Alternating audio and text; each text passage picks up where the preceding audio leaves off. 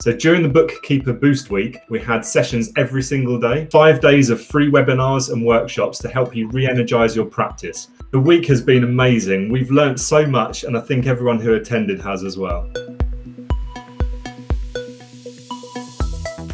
Hi, thank you for having me. I'm very happy to be here today. I mean, you're absolutely right. Bookkeeping is a really cool business to be in. I think there's two types of business owner: the type of business owner that's got a bookkeeper and knows how great they are, and the type of business owner that has yet to see the light.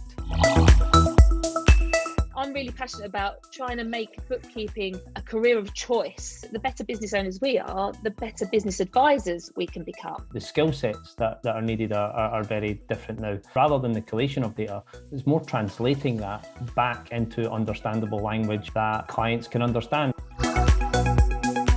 What would your advice be to somebody starting out in bookkeeping or wanting to grow their bookkeeping practice? Remember, you're not alone.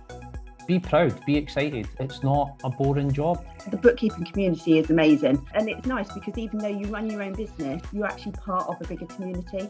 We've got such brilliant feedback, so we've been really pleased with how people have found the week.